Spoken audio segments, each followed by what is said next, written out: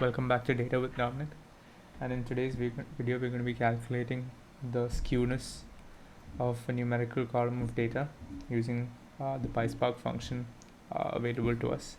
So let's dive into the demo. As you can see, I've got my Databricks Community Edition set up. I'll link to a video of mine that shows you how to set this up for yourself so that you guys can get access to PySpark for free if you need to. Diving into the demo, what I've done so far is basically import a CSV or read a CSV to a data frame and display the data frame so you guys can get an idea of the data. And I've got this salary column, which is the important one in this demo.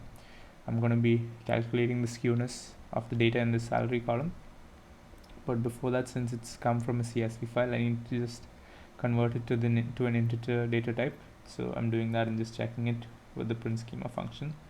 And then what we're doing is importing the skewness function from PySpark.sql.functions, which is a necessary step to use it. And then we can just query the data frame to find the skewness. So what we can do is just do a df1.select, which queries the data frame, and then mention the skewness or invoke the skewness function. And as a parameter within double quotes, specify the column name on which you want the skewness to be calculated. And then we can do a dot display or a dot show. And as you can see, the skewness is calculated for the salary column. It's a slightly negative number, so it will be a left skewed distribution curve.